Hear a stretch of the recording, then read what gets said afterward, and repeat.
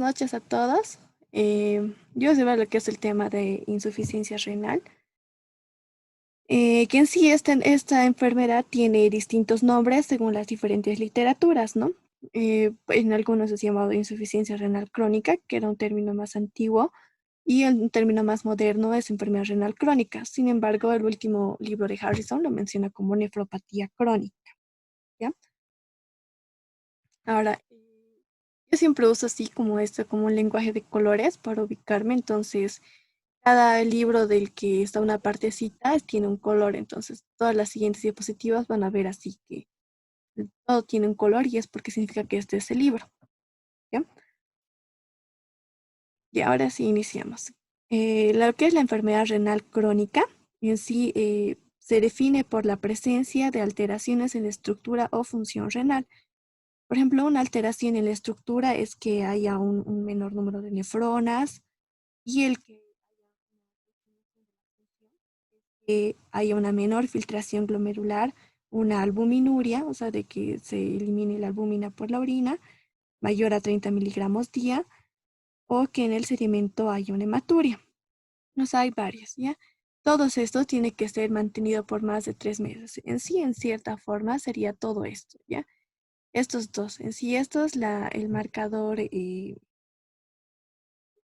funcional. En sí, para que digas que tu paciente tiene una enfermedad renal crónica, tienes que haber sacado un filtro glomerular que esté menor a 60 ml por 3 meses y que tenga alteraciones de daño estructural funcional, por ejemplo, una albuminuria elevada, mayor a 30 miligramos, alteración del sedimento urinario, o sea, que tenga hematuria o cilinduria, que tenga alteraciones hidroelectrolíticas u otras alteraciones tubulares o que haya sido que haya tenido un trasplante renal hace 3 meses. Todo eso tiene que tener para que se evalúe. Ahora, otros libros también dice que todo paciente con enfermedad renal crónica realmente tiene todo esto. Tiene una alteración del volumen y ritmo diurético porque orina menos, tiene una urea y creatinina elevada, tiene una acidosis metabólica, tiene una anemia crónica y una alteración del metabolismo fosfocálcico. En cuanto a la etiología, la mayoría de los libros lo mencionan como que la etiología número uno, tanto a nivel de Europa y Estados Unidos, sería lo que es la diabetes mellitus, lo que es la nefropatía.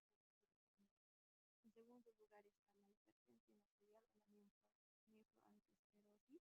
En último lugar estaría lo que es las glomerulopatías, ¿ya? Estos tres en ese orden, ¿ya?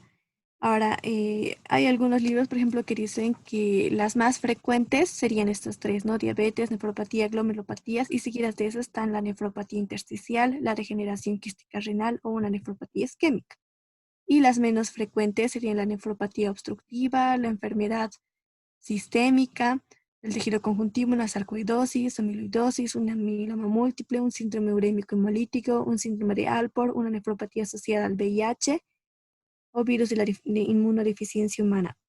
O sea, hay muchas etiologías como pueden ver, pero lo que más, de las personas que más tienen que sospechar es a las que tienen diabetes o tienen hipertensión.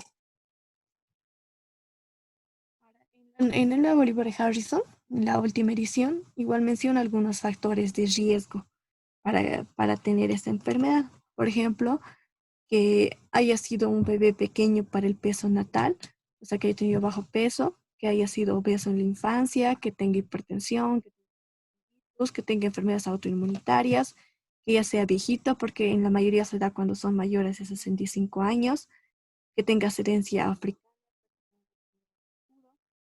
que alguno de sus familiares haya tenido igual una nefropatía o la misma enfermedad, que antes haya tenido una insuficiencia renal aguda y que tenga un sedimento urinario normal por mucho tiempo, ¿ya? Los trastornos estructurales de vías urinarias, por ejemplo, que tenga una hidronefrosis, que tenga una poliquistosis renal y entre otros que tenga una litiasis. Podría ser. Vamos a lo que es la fisiopatología. Esto siempre es muy importante para entender la enfermedad, ¿ya? Eh, en primer lugar, hay una lesión crónica cicatrizal, o sea, hay algo que lo ha dañado, ¿ya? Entonces, esto hace de que se deteriore la función renal, o sea, reduce el número de nefronas, hay menos nefronas. Entonces, como hay menos nefronas que compensar el cuerpo, ¿no? Entonces las nefronas que sí están funcionando van a trabajar el doble. Entonces va a haber lo que es la hiperfiltración y la hipertrofia. O sea, como trabajan el doble, también van a crecer para poder hacer ese trabajo, ¿ya? Entonces, cuando hay una hiperfiltración, eso representa que es una sobrecarga para esas nefronas, ¿ya? O sea, porque están trabajando más de lo normal, más de lo que deberían trabajar. Y aparte que de trabajar el doble, también han crecido de tamaño para poder trabajar. Entonces, ¿eso qué hace? Que aumente la presión hidrostática en los capilares glomerulares, dando una hipertensión glomerular. Entonces, toda esta sobrecarga lleva a que haya un endurecimiento y fibrosis del tejido cicatrizal y al final hace una esclerosis de las nefronas funcionantes. Entonces, si ven la fisiopatología, sí o sí, si sigue su curso natural, o sea, el paciente al final se va a quedar sin nefronas funcionantes y va a llegar a una enfermedad renal, o sea, ya crónica, ¿no? Y algo que me olvidaba aclararles es que en los últimos libros, por ejemplo, se llama enfermedad renal crónica a los grados más leves de esta enfermedad y los grados más graves son insuficiencia renal crónica o insuficiencia renal terminal. Ya, aquí podemos ver una diferencia, ¿no? Este es uno normal y este es uno que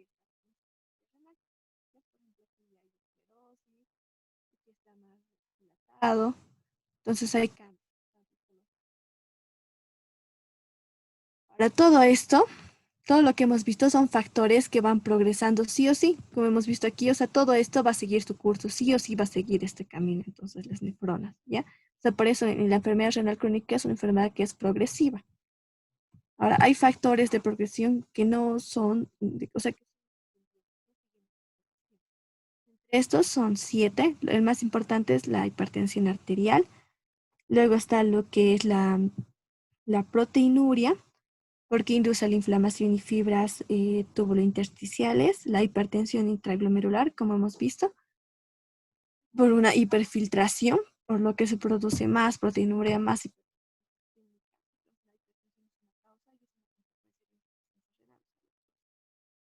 la hiperlipidemia, porque en la insuficiencia renal crónica se acompaña de un aumento del LDL y VLDL, como vamos a ver más adelante, y triglicéridos. Entonces, esto se deposita en el tejido renal y produce un aumento en la matriz mesangial. Y producen aterosclerosis, lo que también disminuye la función renal. Y la hiperfosforemia, que aumenta el producto de calcio por fósforo, lo que aumenta la calcifilaxia o la precipitación de sales de calcio en los tejidos blandos. ¿Ya? El tabaco, que es un factor igual que hace progresar esta enfermedad, y factores genéticos, que entre estos estaría el apoyo. Ahora, para clasificar la enfermedad renal crónica, esta es la imagen así que pueden ver. Esta es la última guía del se divide en 5. Antes se dividía solamente en 5. En esta última guía lo divide el grupo 3 en 2, en A y B. ¿Ya? Entonces, para eso tienen que sacar la filtración glomerular. Para eso tienen que saber que para estadificar la enfermedad renal crónica tienen que utilizar lo que es la tasa de filtración glomerular, no lo que es la creatinina, porque la creatinina recién se eleva cuando la tasa de filtración glomerular ya está en el 50%, o sea, está en la mitad. O sea, es un indicador muy tardío.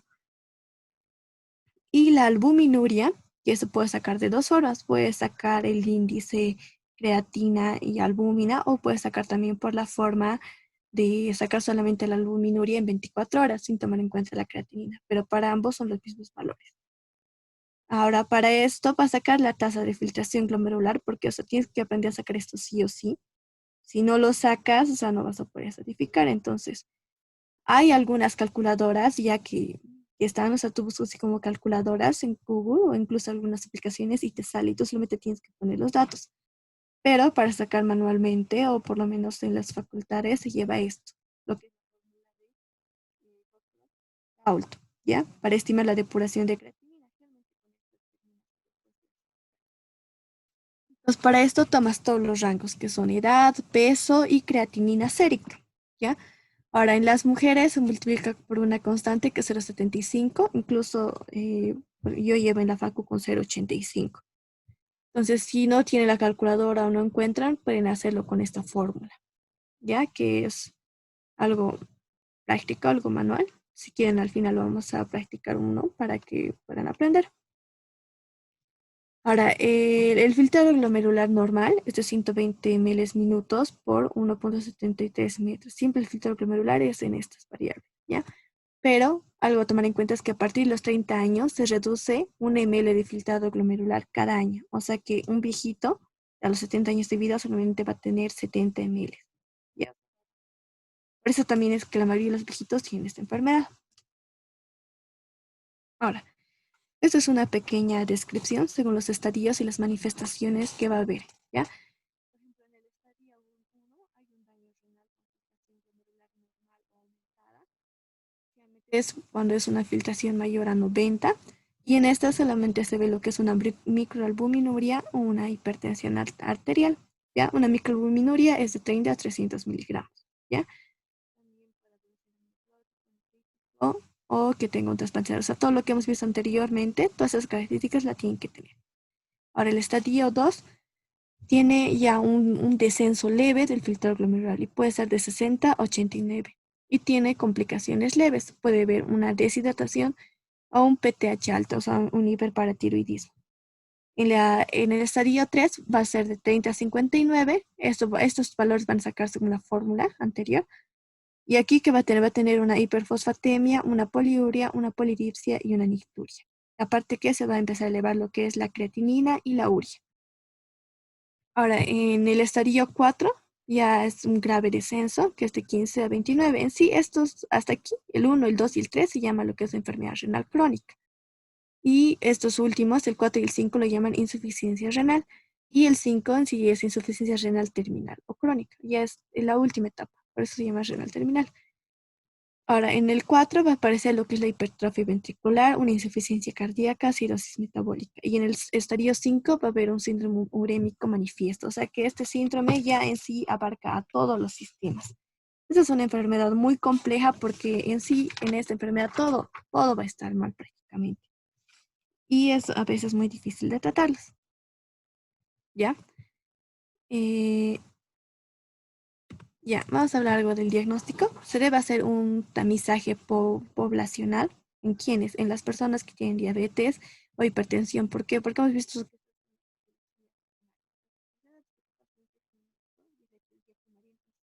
tienes que ir revisándole constantemente, ya sea con la creatinina, la urea, saca su filtración glomerular y le vas haciendo todo para evitar que llegue a esta enfermedad. Ahora también tienes que ver lo que es las alteraciones en la orina, ya para ver que no tenga, porque hemos visto que hay, ¿no? Que hay alteraciones que son crónicas. Por ejemplo, que tenga una albuminuria, que tenga una hematuria, que tenga una cilinduria, todo eso tienes que valorar, ¿ya? Ahora también tienes que preguntar algunos antecedentes, ¿ya? Por ejemplo, tienes que preguntar si alguna vez consumió fármacos, qué fármacos, porque hay fármacos que son neprotóxicos y las mujeres tienes que preguntar si cuando estuvo embarazada tuvo una preeclampsia, sí, o si tuvo un aborto en las primeras semanas.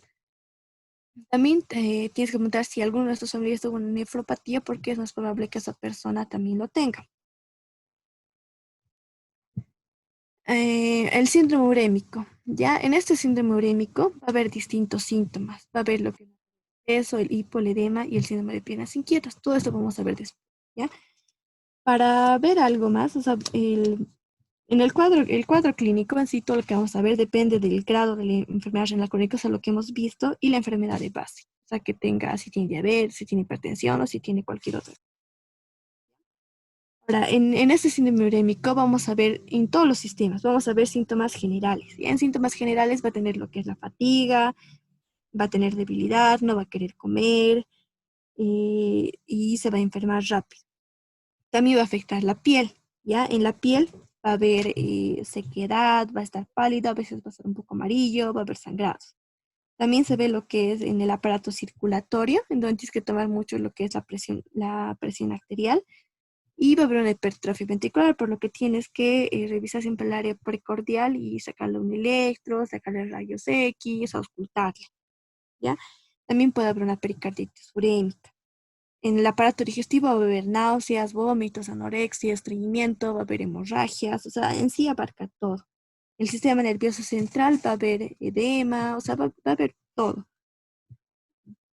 vamos a ver más adelante en el sistema reproductor igual. Y también algo que tienes que valorar en el examen físico inicial es un fondo de ojo, ¿ya?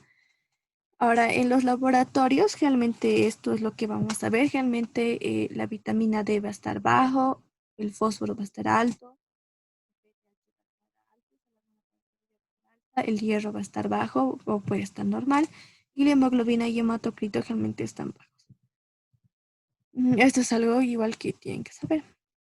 En cuanto a las imágenes, realmente se pide una imagen donde tienen que valorar el tamaño, si hay tumoraciones, si hay signos de asfixia. Y el riñón tiene que estar de menor tamaño y este es un criterio diagnóstico, ¿ya?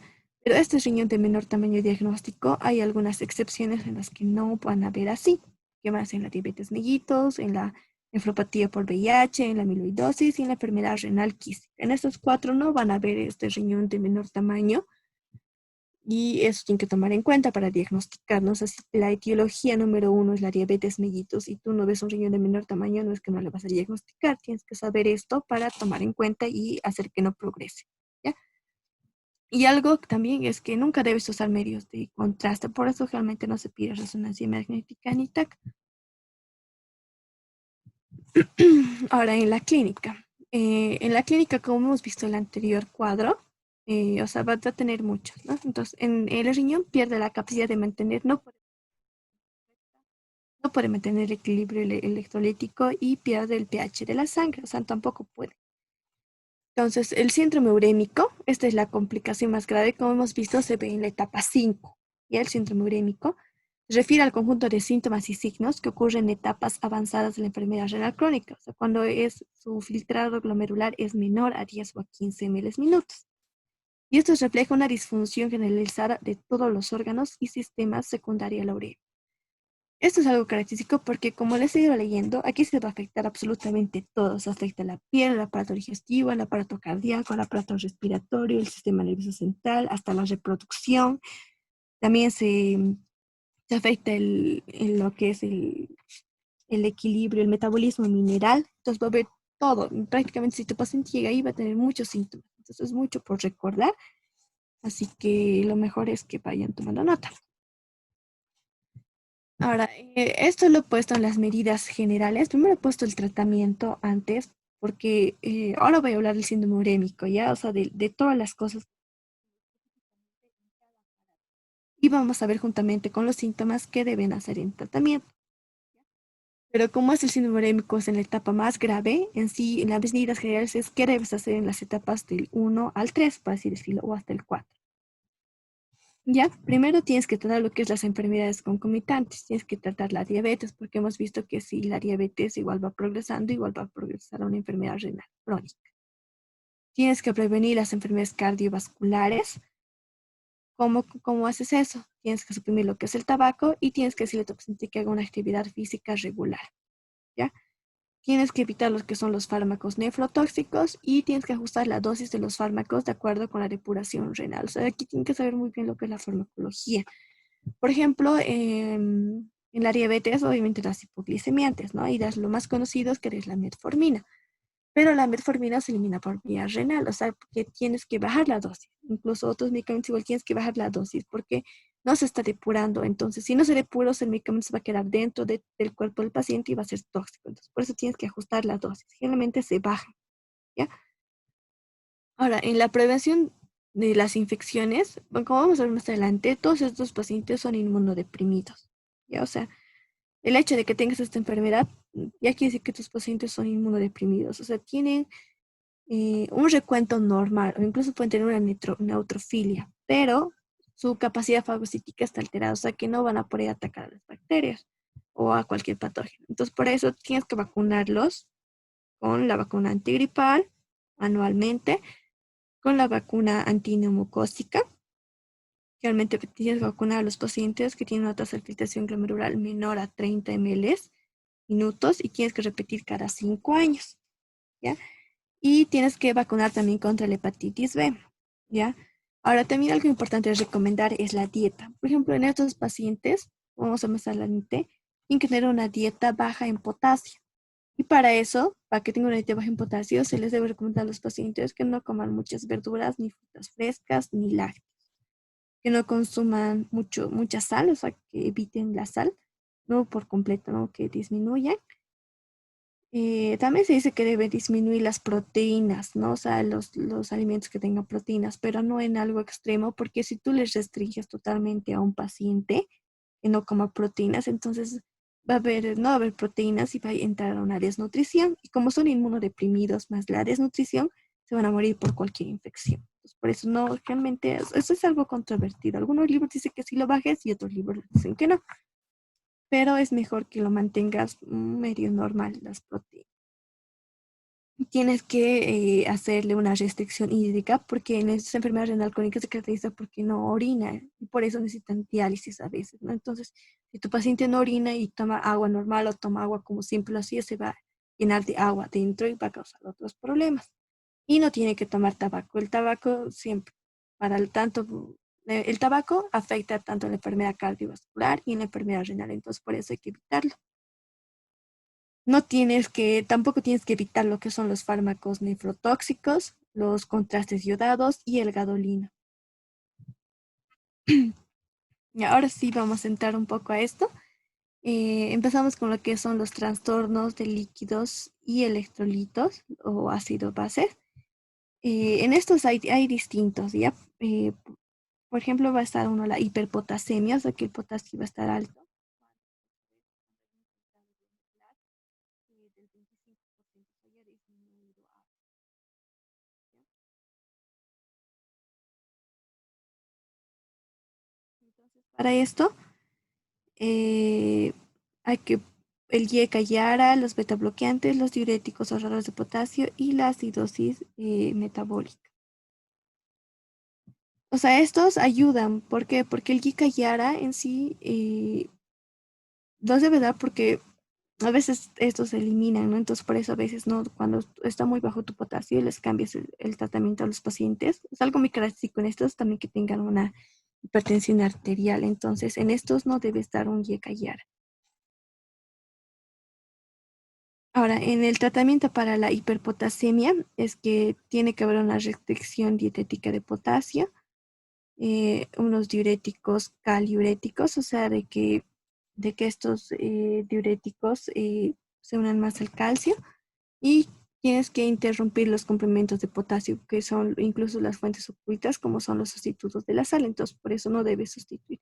Y los fármacos que inducen a la retención de potasio. Ahora en este. Hay una retención de agua y sal en estos pacientes, entonces si se retiene el agua y el sal va a haber una expansión de volumen. Esta expansión de volumen va a ocasionar una hipertensión arterial y va a ocasionar edemas, puede ser periféricos como pulmonar. Entonces, si tu paciente presenta edemas, tú tienes que restringir la sal, ¿ya? Ahora, eh, y el enfermo debe mantener una diuresis entre 1,5 a 2 litros día y una ingesta de sodio que se limita a menos 2 gramos por día. ¿Ya? Ahora, en este tratamiento debes dar los diuréticos tiazidas más asa. Y si no funciona esto, das lo que es la metolazona y si no funciona eso, sí das la diálisis. Entonces aquí vamos a ver que en estos pacientes hay muchos tratamientos, entonces tenemos que aprenderlos todos. Ahora, algo muy característico de esto es que tengan la acidosis metabólica. Esto puede ser multifactorial eh, existiendo la incapacidad, esto se da porque hay una incapacidad para eliminar el exceso de ácido porque hay menor nefronas. ¿Ya? Entonces, en la clínica, cuando tenga la acidosis metabólica, va a ser lo que es el síndrome constitucional, que está va a haber una taquipnia con la respiración de Kussmaul, que lo vamos a ver más ratos en video. Va a haber una debilidad muscular, va a haber una desmineralización ósea, o sea que el hueso lo va a usar como tampón, y una tendencia a la hiperpotasemia por la acidosis. Entonces va a haber una progresión de la insuficiencia renal, ¿ya? Ahora, la acidosis metabólica en estos pacientes es algo que no es tan marcado como en otros. O sea, por ejemplo, los libros mencionan que si lo normal de pH es que es de 7,35 a 7,45.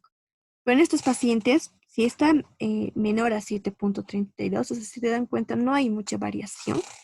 Entonces, ahí ya se inicia el catabolismo proteico. Entonces, por eso hay que tratarlo, esta acidosis metabólica. ¿Ya? Tienes que mantener la concentración del bicarbonato entre el 22 a 24 milimoles litro. O sea, este es el valor que debes mantener. Para eso, si ves que está un poco bajo su bicarbonato, si está, por ejemplo, 72 y ya tiene el riesgo de que haya un catabolismo proteico, entonces tú le das un bicarbonato de sodio. Ya que primero vía oral, que es de 0,5 a 1 gramo por 10 kilogramos día entre esas 5 dosis divididas.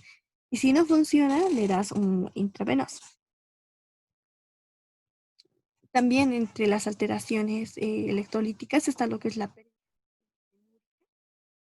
que es la incapacidad de concentrar la orina y conservar el sodio y agua. Y aparece precozmente. O sea, la orina va a tener una osmolaridad de 350 miliosmoles litro. Eso se caracteriza porque van a tener una poliuria, o sea, mayor a 2000. Y van a tener mixuria. Y también van a tener pérdida sostenida de sodio y tendencia a la hiponatremia por hemodilución. O sea, si toman mucha agua, van a tener todo esto. Ahora también tenemos lo que son las anomalías cardiovasculares. Esto sí es muy importante. Aquí les he puesto el dibujito de la muerte porque los pacientes mueren por esto, por las anomalías cardiovasculares. Y en algunos libros mencionan que se muere por la insuficiencia cardíaca, no por el infarto agudo de miocardio. Pero hay otros libros, por ejemplo, el libro de Amir menciona que se mueren por infarto agudo de miocardio, pero la insuficiencia cardíaca. Entonces, va a haber igual aquí muchas cosas. Ay, un ratito, chicos, lo voy a conectar. Ya. Va a haber una enfermedad vascular isquémica, en los cuales hay factores de riesgo para que haya esta enfermedad vascular isquémica habituales y en la enfermedad los que son típicos de la enfermedad renal crónica. Los habituales para que haya una enfermedad cardiovascular o una enfermedad isquémica es que haya una hipertensión, una hipervolemia, una dislipidemia y una hiperactividad simpática. También es característico que haya una anemia, en la enfermedad renal crónica contribuye a que haya esto, una anemia, una hiperfosfatemia, un hiperparatiroidismo, un FG2 23 elevado, que lo vamos a ver, una apnea del sueño y una inflamación generalizada. Lo importante de esto es que aquí va a llegar el paciente sí o sí, entonces tú tienes que controlarlo al paciente. Desde las primeras etapas tienes que controlarlo para que no llegue a esto. O sea, obviamente va a llegar, pero tienes que tratar de que llegue en el tiempo más lejano posible. Ahora, también va a haber una insuficiencia cardíaca congestiva, ¿ya? En esta insuficiencia cardíaca congestiva, los factores que contribuyen es que haya una hipertrofia ventricular izquierda, una disfunción diastólica, una miocardiopatía franca, una retención de sodio y agua, como hemos visto ya más antes, que va a retener sí o sí, una calcificación de vasos, que también vamos a ver más adelante, y una aterosclerosis, que es la hiperlipidemia, los edemas y la aldosteronemia. Entonces, en estos pacientes igual va a haber lo que es el edema cardiogénico, bueno, el edema no cardiogénico, que es así en alas de mariposa, como aquí pueden ver, o también llamada en alas de murciélago. Entonces, ¿por qué se da este edema? Porque el estado urémico, o sea, en sí, en estos, como no se eliminan las sustancias tóxicas, hay un estado urémico, o sea, hay una uremia alta que va a alterar todo. Entonces, eso aumenta la permeabilidad capilar pulmonar y por eso es que se va a entrar a los pulmones y forma este edema. ¿Ya? Ahora, para la insuficiencia cardíaca, lo que quiero que se acuerden es que lo que contribuye a esto, lo más común es que sea una hipertensión, una, una aldosteronemia y la aterosclerosis. Ahora, ahora sí vamos a estar. Esto es algo muy importante. La hipertensión arterial realmente la tienen todos los pacientes. O sea, si es como hemos visto, hemos dicho antes, es un factor de riesgo y también es una consecuencia. O sea, que si el paciente tenía hipertensión arterial, ya los tenía. Pero si el paciente tenía diabetes mellitus y tiene enfermedad renal crónica, es más probable que también tenga hipertensión arterial. O sea, casi todos los pacientes van a tener hipertensión arterial. ¿Ya? Ahora en esto, ¿por qué se da esta hipertensión? Porque hay una alteración de la excreción de sodio y agua en los riñones, como hemos visto, no se va a excretar porque hay menor reunión o menor neuronas. Entonces se elevan los niveles de renina-angiotensina, está elevado este sistema y va a haber una liberación excesiva de las sustancias vasoconstrictoras, que son la angiotensina 2 y la endotelina 1, que igual es el sistema renina-angiotensina. O sea, aquí están elevados los factores vasoconstrictores y están disminuidos los vasodilatadores, o sea, el óxido nítrico y las prostaglandinas. Hay un aumento de la actividad del sistema nerviosa simpática y hay trastornos hormonales y metabólicos crecientes que dan mayor rigidez a las grandes arterias y por eso también se da la hipertensión. Y el tratamiento con eritropoyetina para la anemia también produce esta hipertensión. O sea, si se dan cuenta, todo es como un círculo vicioso que al final lo va hundiendo más y más el paciente. El tratamiento con eritropoyetina, aquí vamos a ver más adelante que el paciente va a tener anemia. Es algo muy característico que tenga una anemia. Entonces, uno de los últimos pasos es que también le des una eritropoyetina, ¿no? Pero generalmente está como que tienes que pensarlo mucho para usarlo por el mismo hecho de esto, ¿no? De que le va a dar una hipertensión arterial. Como hemos visto antes, si tu paciente tiene hipertensión arterial, va a progresar a insuficiencia cardíaca. Primero va a progresar a una hipertrofia ventricular, a una insuficiencia cardíaca y ya está. Y se va a morir por una insuficiencia cardíaca congestiva, o sea, por una muerte súbita. Eh, También hay algo tipo paradójico, por así decirlo, por ejemplo, que una hipotensión arterial y un menor índice de masa corporal o la hipolipidemia, es que todo esto señala en estos pacientes, solo en esto señala de que hay una desnutrición y una inflamación, que eso representa un mal pronóstico. También está lo que es la casualidad inversa, que causalidad inversa, esto se da en los pacientes dializados, en quienes hay factores de riesgo habituales, o sea, como hipertensión, hiperlipidemia y obesidad, representan un mejor pronóstico. Ahora, el tratamiento para esto, hay que evitar las complicaciones no renales de la presión arterial elevada, como lo que es la enfermedad cardiovascular, la apoplejía y la hipertrofia ventricular. Entonces, tienes que restringir la sal. Aquí lo puse 90 porque el 90% de los pacientes con enfermedad renal crónica van a tener esta hipertensión. En la enfermedad renal crónica y en la diabetes, la que tenga proteinuria mayor a 1 gramo en 24 horas, se tiene que reducir la presión arterial a 130/80. En sí se recomienda que tú controles a tu paciente la presión, tiene que estar en valores de 130/80, realmente casi para todos. ¿Ya? Ahora, ¿cómo tratas la hipertensión? Generalmente tratas con Yeca-Wara, porque ahorita vamos a ver un ratito, vamos a ver los mecanismos, ¿ya? Pero ahorita aquí les voy a anotar.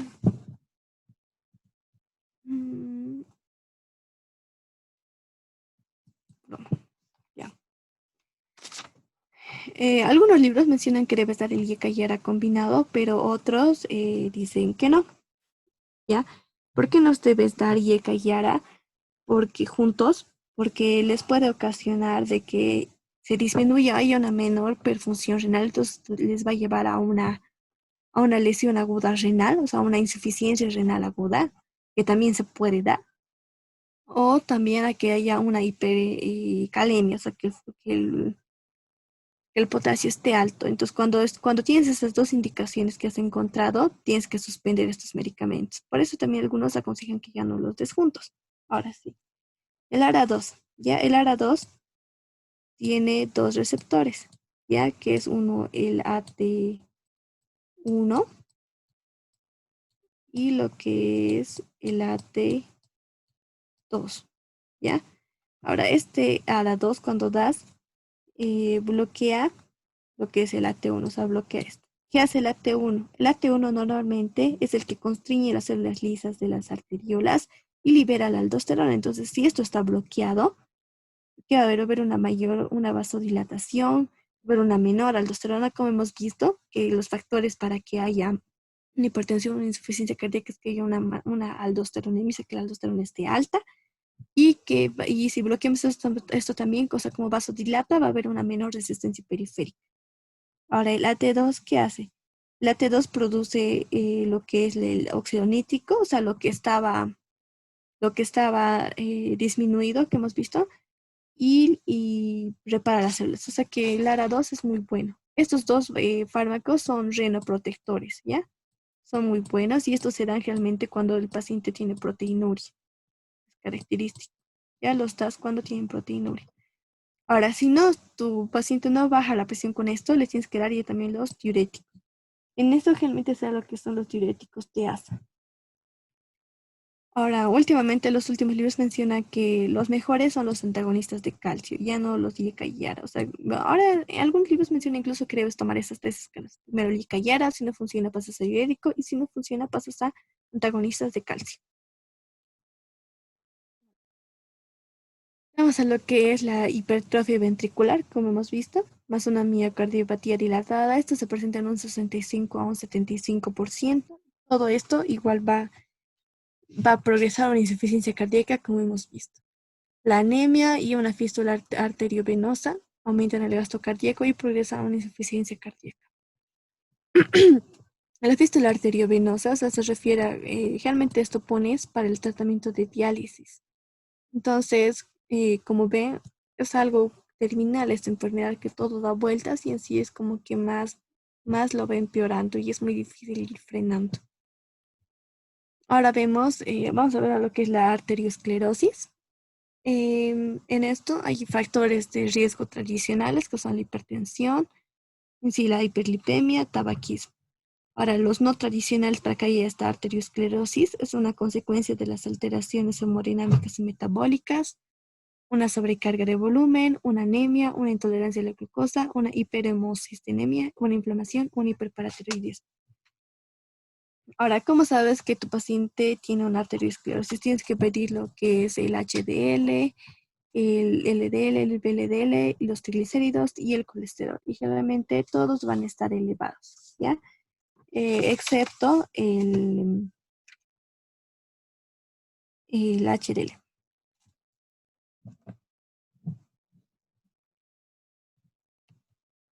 Aquí vemos las calcificaciones. Por ejemplo, aquí está una arteria calcificada.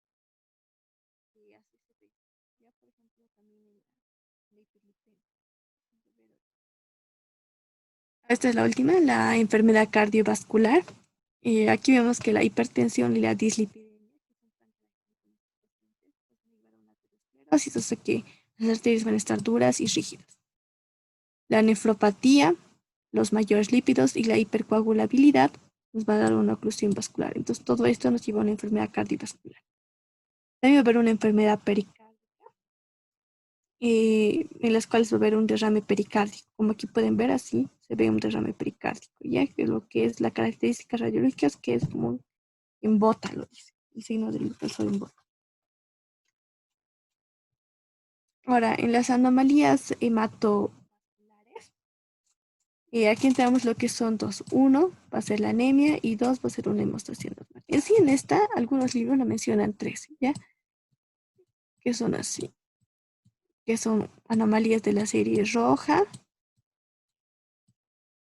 de la serie blanca y de las plaquetas.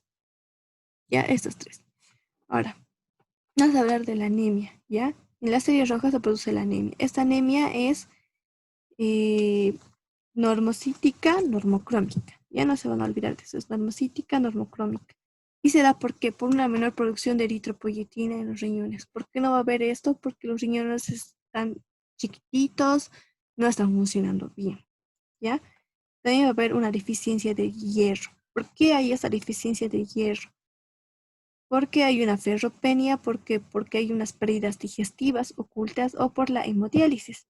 También va a haber por un déficit de ácido úrico o vitamina B12. O sea, en sí la anemia uno se da por eritropoyetina y la deficiencia de hierro. La deficiencia de hierro ocurre en dos situaciones. Cuando el eritrocito vive menos de lo normal, porque hay menor ácido úrico y menor vitamina D.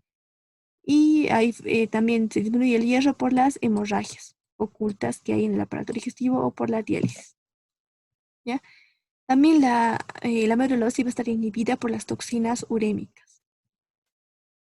Aquí, como hemos visto, la deficiencia de hierro produce esto, una disminución del periodo de supervivencia de los eritrocitos por deficiencia de ácido fólico y vitamina B12.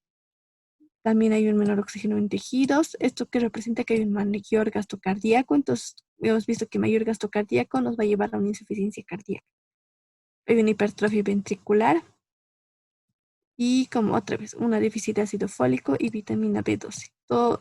No se olviden, déficit de ácido fólico y vitamina B12 es traducción de que el eritrocito vive menos días y hay menor hierro.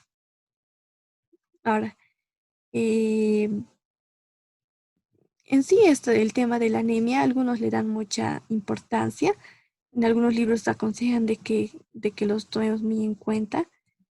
Eh, También hay algo que tomar en cuenta que cuando el hierro está bajo, pero la ferritina, que es otro, este depósito, la ferritina va a estar aparentemente normal, ¿ya? Pero no está normal, ¿ya? ¿Por qué? Porque esta ferritina se eleva cuando hay un proceso inflamatorio. Y como hemos visto en esta enfermedad, va a haber en sí ya es traducción de que va a haber una inflamación sistémica. Entonces, por eso la ferritina va a estar normal por la inflamación, pero está baja, ¿ya? Entonces, para esto tienes que tomar, para ver una anemia, para ver si es una anemia normocítica o normocrómica, en sí tomas distintos valores, ¿ya? Realmente en hemato ves que la anemia se caracteriza porque la hemoglobina está baja, ¿ya? No porque los glóbulos rojos están bajos, eso tienen que acordarse, ¿ya? Para esto hay valores, ¿ya? Por ejemplo, si está de 12 a 10 es leve, si es de 8 a 10 es moderada y si es menor a 8 es una anemia severa, ¿ya? Pero esto es solamente el nombre. Ahora tienes que ponerle los apellidos, como aquí, que es normocítica, normocrómica. Es una anemia normocítica, normocrómica. Entonces, para eso, ¿qué valoras? Valoras lo que es el volumen corpuscular medio, la hemoglobina corpuscular media. Bueno, es que todo eso, ¿ya? El volumen corpuscular medio, su valor normal es de 80 a 95, ¿ya? Eso tienen que saber para que puedan ver si es una anemia o no. Y ay, lo siento, y la hemoglobina tiene que ser de 27 a 32. Ahora, el volumen corpuscular medio, si está menor a 80, es que es microcítica. Y si es mayor a 95, es macrocítica. Ahora, de la hemoglobina corpuscular media, si es menor a 27, es hipocrómica. Y si es mayor a 32, es hipercrómica. ¿Ya? Con eso, sabiendo esto, pueden dar el apellido a las anemias. ¿Ya? Entonces, aquí, como es una anemia normocítica, normocrómica, tendría que estar entre estos valores. Tendría que estar entre 80 y 95 y entre 27 a 32. ¿Ya? No tendría que estar ni baja ni alta. Ahora, el tratamiento de esta anemia es que, en primero, se da una desmopresina, crioprecipitados, en último lugar, una eritropoyetina, transfusiones y si al final da una diálisis. ¿Ya? Ahora, si sospechas, por ejemplo, de un paciente con anemia y sospechas por la clínica que tiene también ferropenia, entonces debes buscar en cosas ocultas, por ejemplo, vamos a tener una anemia y una ferropenia, ¿ya? Que son distintas, ¿ya? Em, si tienes una ferropenia, tienes que buscar las causas ocultas, que pueden ser las hemorragias digestivas. Entonces tienes que buscar eso. Y entre estas dos tienes que tratar primero esto. Primero tratas la ferropenia, ¿ya? Y después recién la anemia. Entonces, ahora también algo que ver, que hemos visto, para valorar la ferropenia, que tienes que ser, sí, vamos a anotar, ¿ya? En la ferropenia tienes que ver que el valor corpuscular medio, o sea, va a estar bajo en una ferropenia, el volumen corpuscular medio está bajo, ¿ya? Luego, la ferritina sérica va a estar menor a 100 y el índice de saturación de transferrina va a estar menor a 20. Si tienes estos tres parámetros, tú puedes decir que tu paciente está en una ferropenia, ¿ya? Incluso algunos son más. Ahora, tu objetivo de esto es que tienes que tener una ferritina sérica mayor a 100 y una índice de saturación de transferrina mayor a 20. Incluso algunos dicen que esto es de 500 para que es el valor óptimo y este mayor a 30. Ya, esto según otras literaturas. Entonces, esto es. En sí, esto es lo de anemia, que es algo muy importante y deben saberlo. Ahora, en la serie de los blancos, va a estar normal en sí los blancos, pero como he dicho más antes, la actividad fagocítica va a ser la que va a estar afectada. Entonces, no van a fagocitar y van a tener más propensidad a las infecciones. Ahora, en las plaquetas se va a traducir en una hemostasia anormal. ¿Ya? En esta hemostasia anormal se da porque hay un déficit del factor 8 y 3. No se olviden, hay un déficit del factor 8 y 3 y va a haber menor ADP y menor APC cíclico. Entonces, si hay si hay una hemostasia normal, se va a traducir en sangrados. Por eso va a haber un sangrado digestivo y por eso también es que tienen que valorar la anemia, ¿no? Y buscar los sangrados. Si hay una ferropenia, tienen que buscar un sangrado oculto, generalmente es digestivo. Ahora, cuando hay una hemostasia normal, das desmopresina, ¿ya? Intravenosa.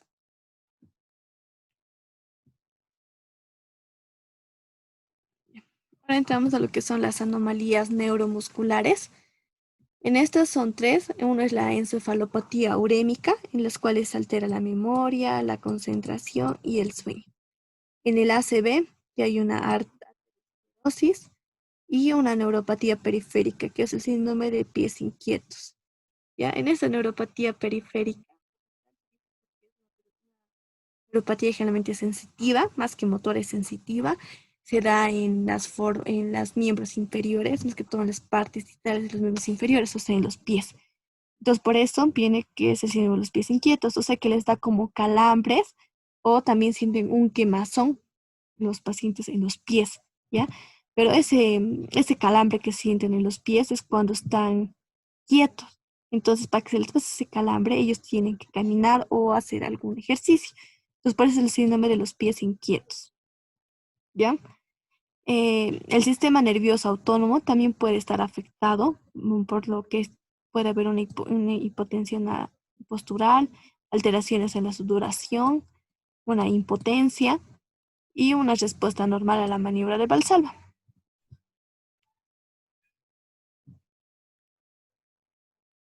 Ya, ahora, el que dibujado puede borrar sus dibujitos.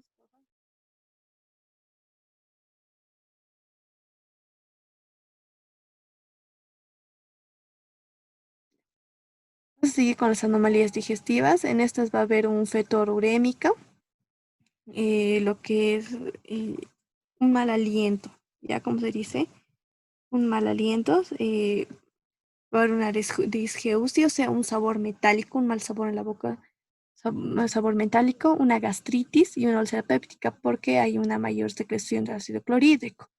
Va a haber una hemorragia del tubo digestivo y hemos visto por qué. Va a haber un estreñimiento porque va a haber una menor motilidad intestinal y una colitis urémica. Ahora, en las anomalías nutricionales se dice que el paciente generalmente tiene un sobrepeso, pero tiene tendencia a la desnutrición si no consume las proteínas suficientes. Ahora, en las anomalías cutáneas va a estar lo que es uno, va a tener tendencia a la equimosis. ¿Por qué? Porque hemos visto que la hemostasia está alterada, entonces va a tener más tendencia a las equimosis y a los hematomas. Eh, Va a tener también lo que es el prurito. Hay muchas opciones. Se dice que se da generalmente porque hay un mayor hiperparatiroidismo, el fósforo está alto y hay una calcificación del tejido solar subcutáneo. Algo característico de esto es que este prurito no va a mejorar con la diálisis. O sea, este prurito se va a mantener aunque esté dializando el paciente. La dermopatía fibrótica nefrogénica significa que va a haber calcificaciones en el tejido subcutáneo. Aquí vemos lo que va a haber un color amarillo. ¿Por qué? Porque hay urocromos que están debajo de la piel. Eh, Va a haber también dificultad para cerrar las heridas y va a haber lo que es la escarcha urémica, ¿ya? Esta escarcha urémica es la urea precipitada en el sudor, o sea, se ve como algo blanquito, como un polvo blanco en las áreas donde sudas, o sea, en las axilas. Pero esto no es muy notorio, a veces no se manifiesta. Ahora sí entramos a lo más difícil, que son las anomalías musculoesqueléticas, ¿ya? Para estas anomalías, a ver, un ratito, ya. Aquí vamos a hablar también un ratito de que hay algunas alteraciones endocrino-metabólicas.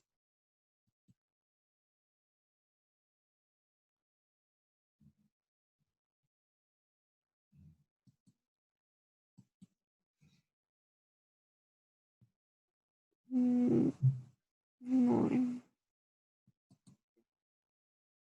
ya.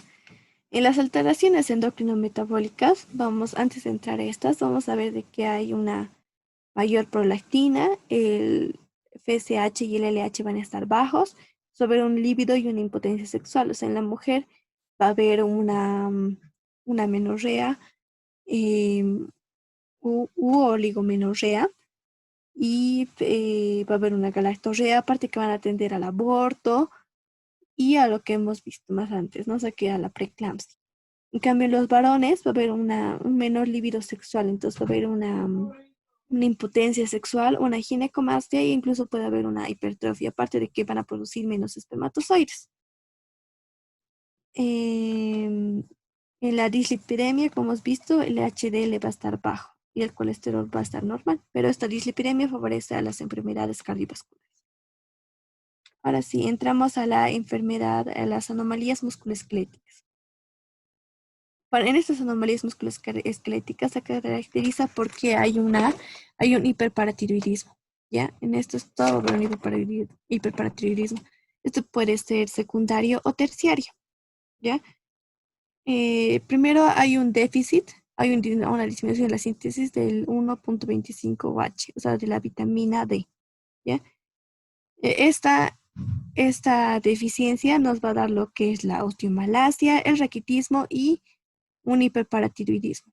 ¿Ya? ¿Por qué? Porque si no hay esta síntesis, entonces no se convierte, no hay un calcio, una vitamina D activada, entonces va a haber una disminución de calcio. La disminución de calcio nos va a llevar a un hiperparatiroidismo. Entonces, este es el primer mecanismo por el que hay un hiperparatiroidismo.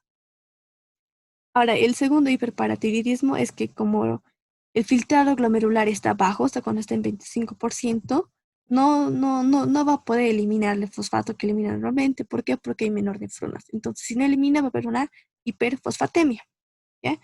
Esta hiperfosfatemia hace que entre el calcio al hueso y aparte con la pérdida renal que hay, em, bueno, esta hiperfosfatemia hace de que haya un hiperparatiroidismo, ¿ya?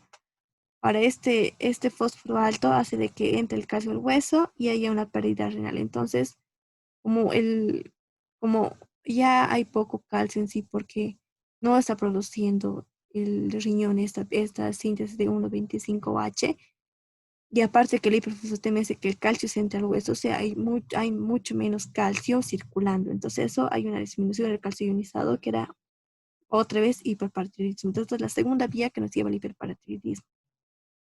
Pero esta vía de la hiperfosfatemia ya es un hiperparatiroidismo secundario, ¿ya? Ahora, entonces, como hemos visto, el hiperparatiroidismo, o sea, se produce, hay una estimulación de la hormona paratiroidea. ¿Por qué? Porque hay un calcio disminuido y hay un fósforo que está muy alto.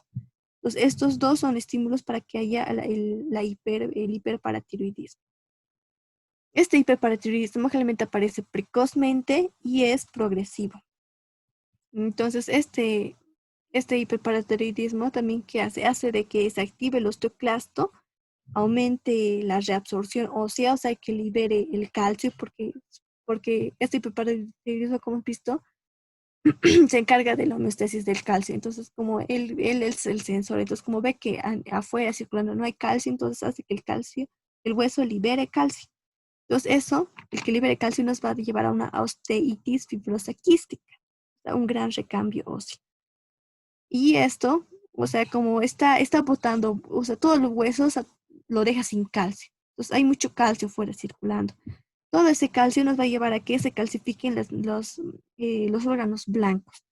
Ahí se va a calcificar los huesos, se va a calcificar incluso el corazón, el pericardio, ahí en el líquido subcutáneo, por eso también les da prurito, o sea, es todo prácticamente se ve afectado. Entonces ya han entendido por qué. Em, ahora, también hay en el hiperparatiroidismo secundario, que hemos visto que es esta vía, eh, a veces hace de que este hiperparatiroidismo secundario, eh, como está produciendo mucho, o sea, tiene mucho estímulo, por así decirlo, o sea, hace de que crezca. Entonces, como saben, cualquier órgano en el cuerpo que hay mucho estímulo crece. Entonces, este va a crecer, va a tener una hiperplasia, lo que se va a convertir en un adenoma, y ese adenoma va a ser una hiperparatiroidismo y también terciario. Entonces, este hipertiroidismo terciario no va a parar con ningún tratamiento farmacológico que le des, y la única solución es que tienes que hacer cirugía y extraer ya la paratiroides. Ahora, aquí vemos todo lo que pasa. En sí hay todos estos, ¿no? Que son la osteomalacia, la ostitis fibrosa quística, que es la más característica, que es por un hiperparatiroidismo, donde hay un aumento del recambio óseo, resorción ósea.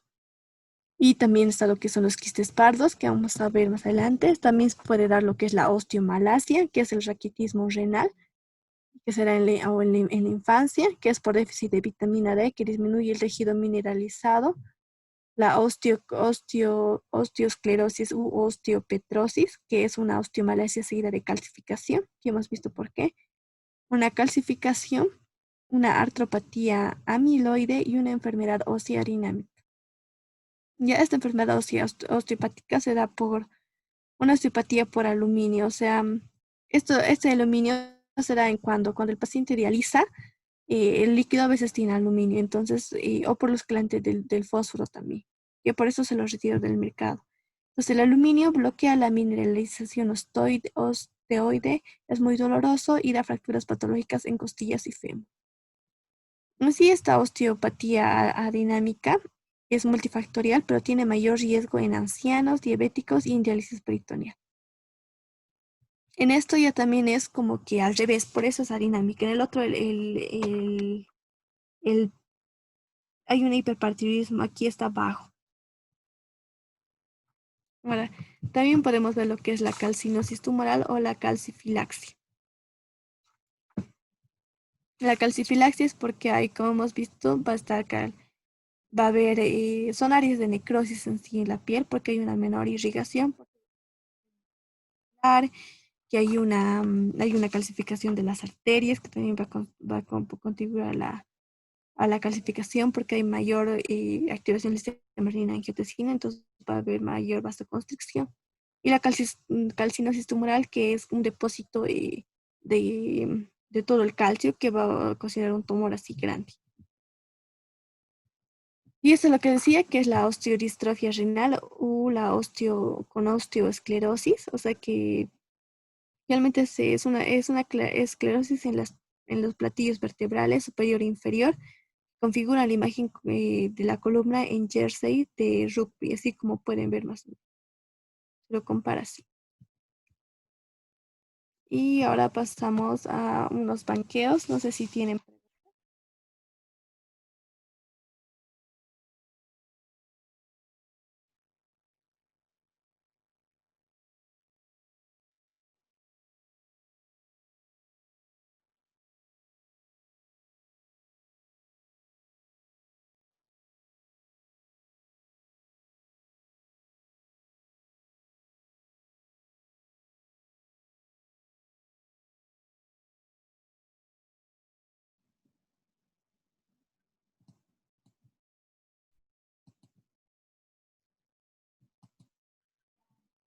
¿Tienen alguna duda?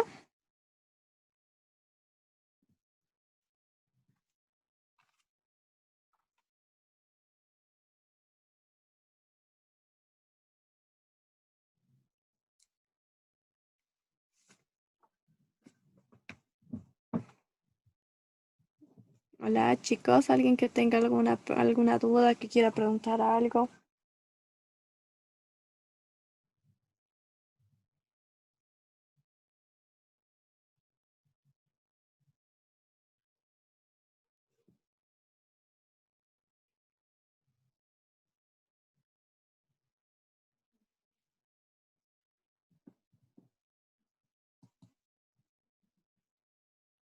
Al parecer no hay dudas, Eliana. Ah, ¿qué diferencia existe entre diálisis y hemodiálisis? En un paciente dializado. Ya.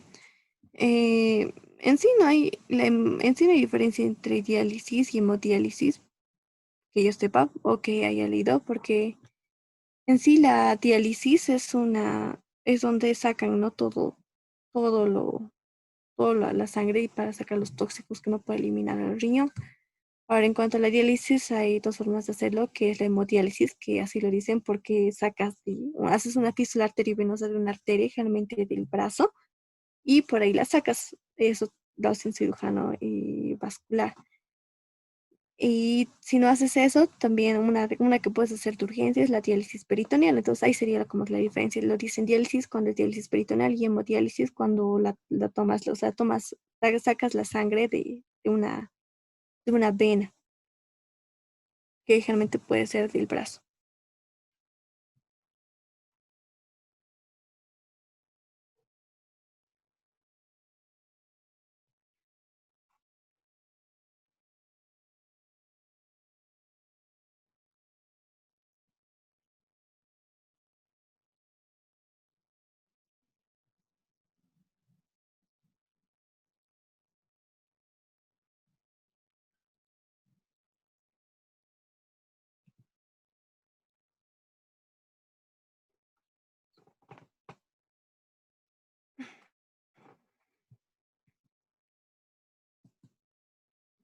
Hola. Hay otra pregunta que dice, en un paciente dializado, ¿los calambres fuertes pueden producir algún esguince en las piernas y producir una herida o úlcera?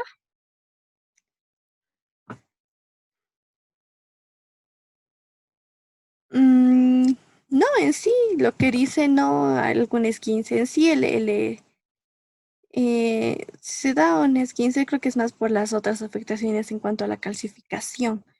Por ejemplo, en el sistema nervioso, cuando se afecta, en sí se afecta todo el sistema nervioso, más que todo te da lo que es el síndrome de las piernas inquietas, ¿no? Primero se afecta una parte sensitiva y luego una parte motora.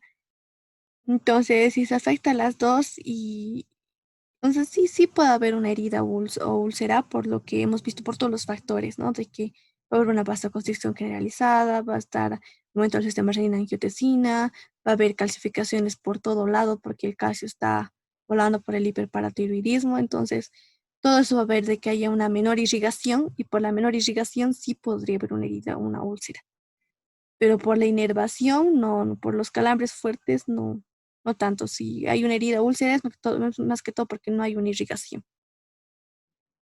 Y sí es frecuente por lo que ya hemos visto, por todos los mecanismos que hemos visto.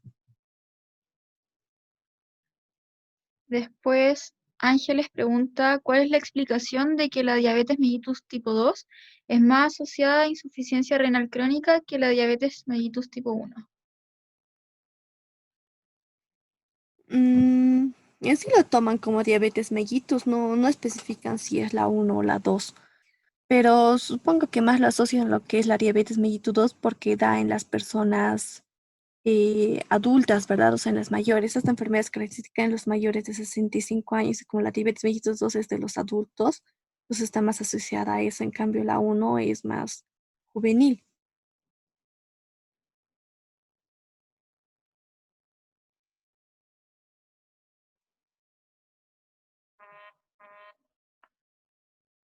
Después dice, y en caso de que un paciente dializado baja la creatinina, se regula la presión alta y ya no tiene, si ya no tiene anemia, ¿puede haber la posibilidad de que pueda ser tratado con diálisis con el tiempo?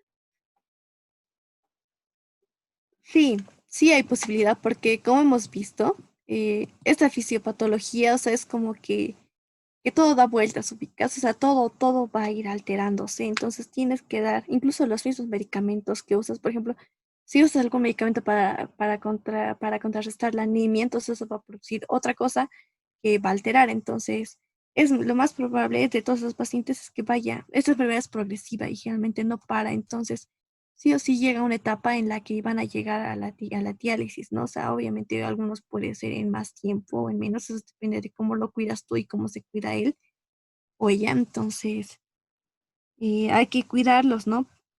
Y hay que ir valorándolos constantemente y más que todo tratar de evitar las complicaciones.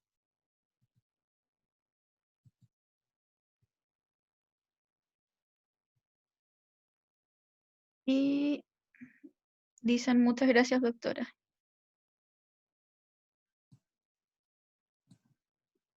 Ya, a ver, creo que ya ni más preguntas, vamos a entrar al banqueo, que son creo que tres preguntas y de ahí, a ver, quiero que participen para esto ya, así que van a ir respondiendo en el chat y Jenny me va a ir leyendo las preguntas y espero que hayan aprendido.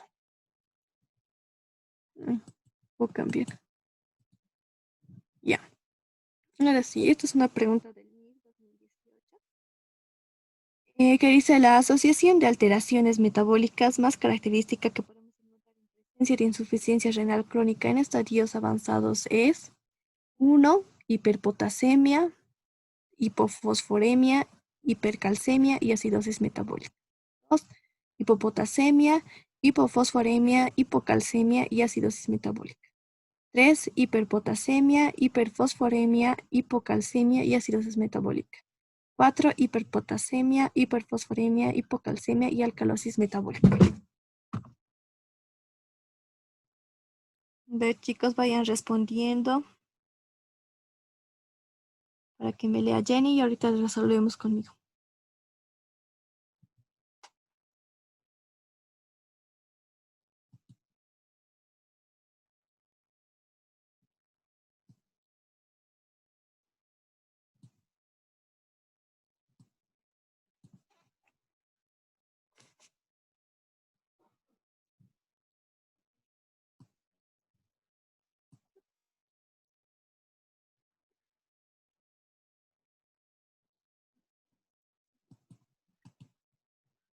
Vamos, ¿alguien ya respondió? Sí, Pablo dice la 3, Ángeles dice la 3, Kimberly dice la 3, Belinda dice la 3, Lisbeth dice la 3, Darío dice la 3. ¿Está bien? Todos están correctos. Sí, es la 3. Recordemos que la complicación que siempre va a dar a uno es la acidosis metabólica, es que tienen que tomarlo en cuenta siempre. Hipocalcemia, como hemos dicho, siempre va a estar bajo por distintos mecanismos, uno por lo del riñón y otro por lo del fósforo. Ya el fósforo alto hace que el calcio se entre al hueso, entonces pues son dos mecanismos por lo que está el calcio bajo. El fósforo está alto, ¿por qué? Porque no se elimina renalmente y hay una hiperpotasemia, por lo que igual no se elimina por los fármacos que le das. Ahora, ¿cuál de los siguientes es un mecanismo de progresión de la enfermedad renal crónica independiente de su etiología? Esto hemos visto en el cuadro inicial. 1, la hiperfiltración, 2, la malnutrición, 3, la hiperpotasemia y 4, la acidosis.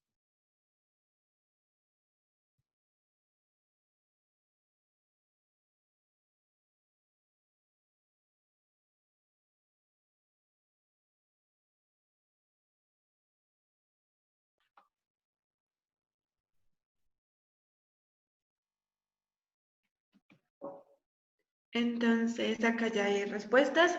Darío dice la 4, Manuel dice la 4, Belinda dice la 1, Celita dice la 4, Pablo dice la 4. Ya, es así, chicos. No sé. creo que se confundieron, pero sí, la respuesta correcta es 1, ¿ya?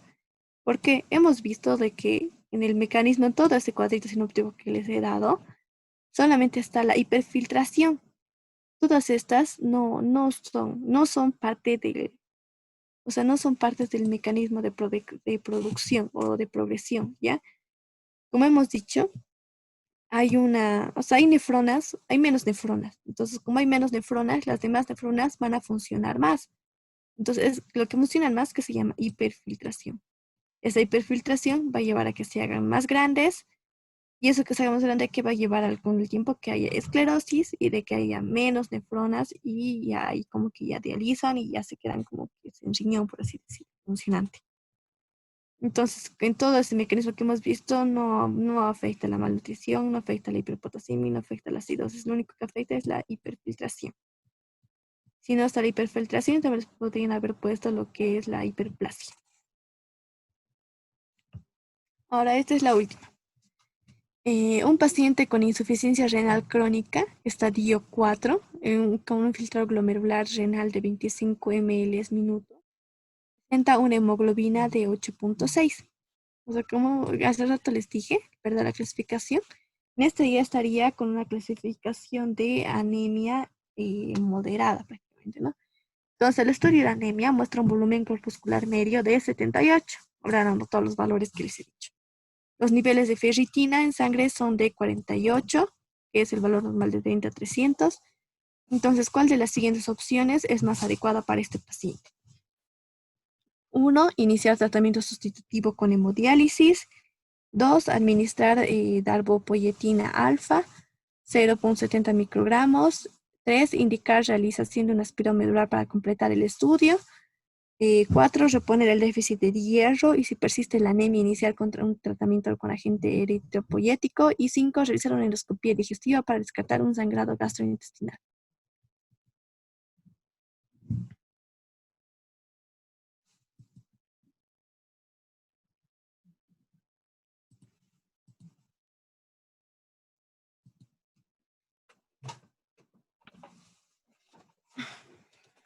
¿Qué respondieron? Ahora sí, una respuesta. Pablo dice que la 5.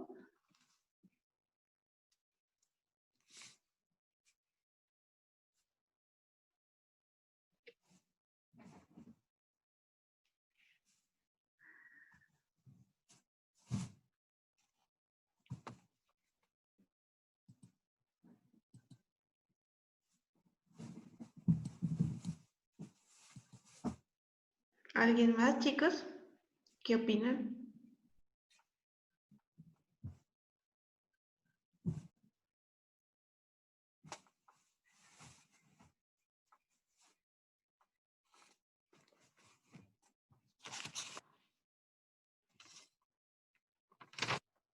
¿Nadie más?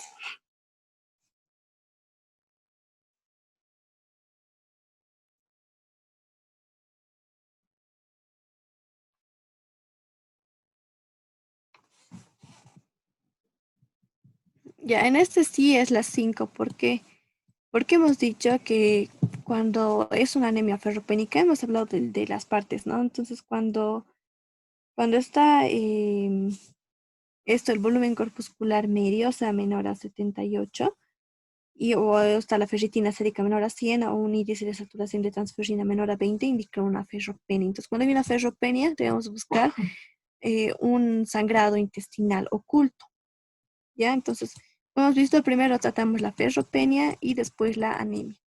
Entonces, cuando está la ferropenia, primero buscamos esto. Y eso sería todo.